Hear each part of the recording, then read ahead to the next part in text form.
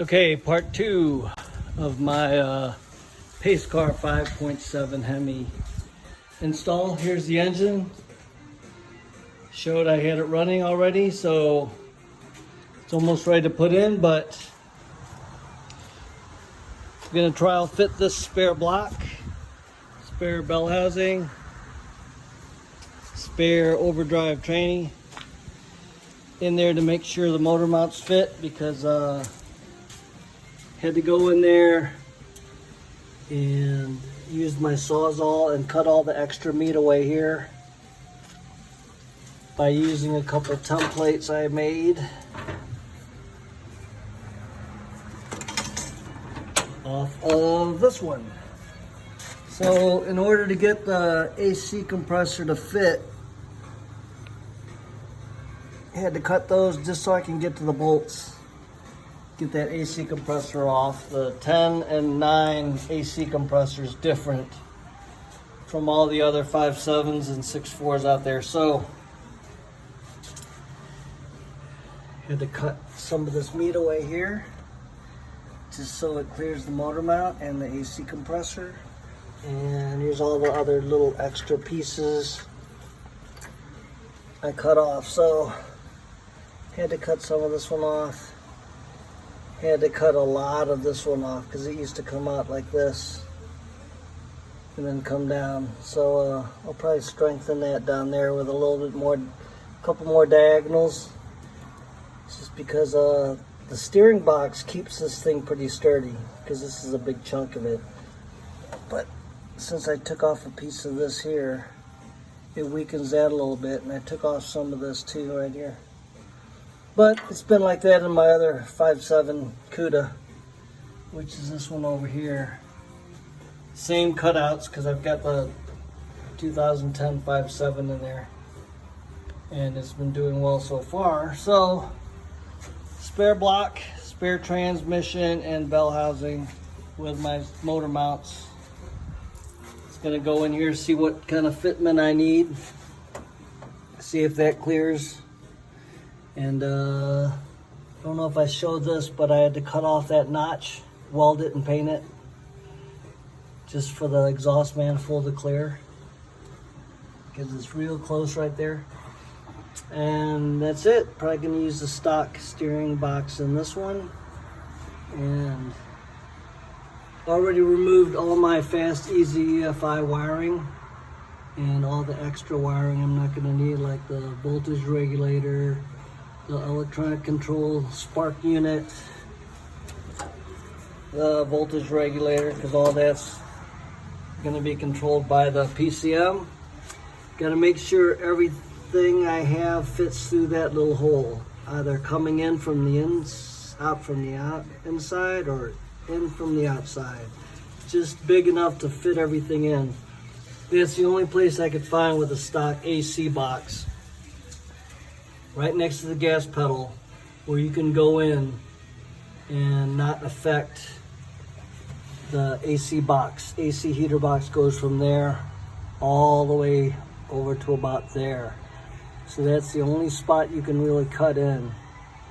If you can see, the gas pedal mount is just above and to the right of that when you're looking at it inside. Okay, this is part two. I'll add on to it before I post it after this thing is in here, so we can fit and not make too many parts to this install. Okay, got it dropped in. Got the motor mounts lined up. Got a bolt on this side. Just don't have a bolt handy for that side. But you can see the mounts in there. And now I'm gonna put a front cover on this thing and see how the compressor bolts up. But that's it, the rear tranny mounts on. Got this dropped in. I had to shorten the chain a little bit to clear the hood because I didn't take the hood off. But it went right in there with this tilt setup I've got off of eBay. So let's get this unhooked and see how things line up. Okay, got my dummy engine in there with the heads and the water front timing chain water pump assembly on so I could check for a fitment. Motor mount fits. The exhaust manifolds were hitting. They're hitting that, so I notched out the exhaust manifold. They were also hitting the steering for my tilt column here, so I took the one section off and took the coupler apart.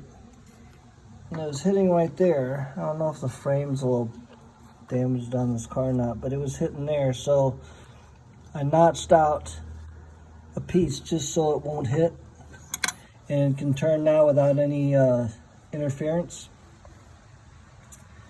Also, there's no touching between the adjustment bolt and the manifold because I cut a section out of that and re-welded a plate back in. So over here, the O2 sensor was pointing up.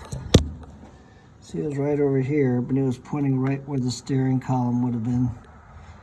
So I moved that, drilled a hole back here, and then drilled it big enough to fit the bung, and then my welder ran out of gas. So it looks like I'll be finished with this side exhaust manifold once I get that welded back up and get more gas. Some people complain that this is pointing right down towards the torsion bar over there.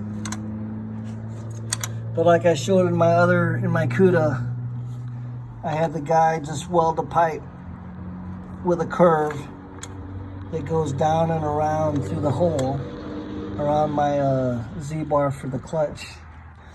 And it was fine, it just attached to my other exhaust. So on this side, this is going to be my part 2. I'm going to go ahead and upload the whole video I have of this this engine going in. Now there is one section over here. Like I said in part 1, I had to notch the frame, cut that lip off that was here, and then weld it up and paint it. But now I see over here, if you can see that, it's kind of rubbing right there. And I don't want any rattles when this engine vibrates side to side. So I might notch the frame a little bit right there. I know it's a lot of work, but you know, I've got a welder. I might make a little notch just so that this can ride up and down and not touch and still have the flange on there. So as soon as I get more gas, gonna weld on that.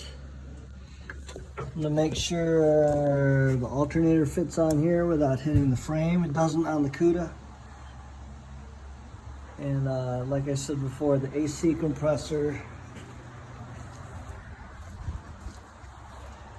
should fit with all the notches, I made in that. Okay, this piece over here, this is a sway bar mount that I had on the small block that all it does is hold, you know, it's adjustable with this all thread.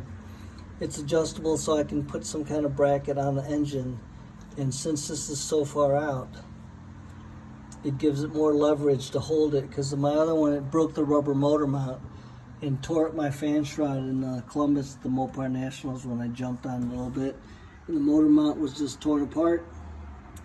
But if I don't want to use this, I've got a Schumacher mount. You can't really see it, but I've got one of those Schumacher mounts on here, which is inside. It's all reinforced inside so it doesn't pull apart.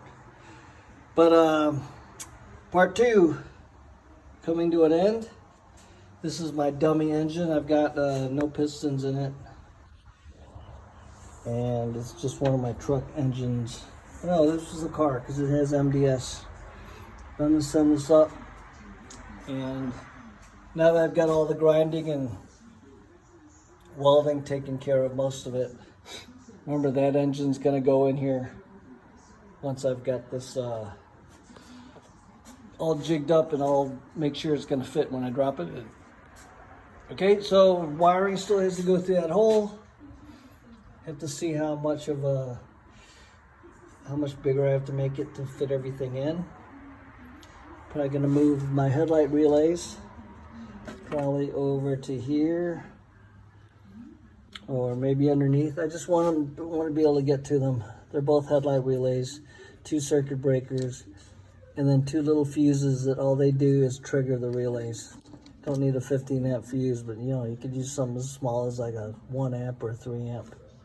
But all these do is turn on that relay. The relays supply the circuit breakers. Circuit breakers go into the regular headlight harness, which go to all my, these are all H4 headlights, which draw a lot of power, and they're nice and bright too right off the battery.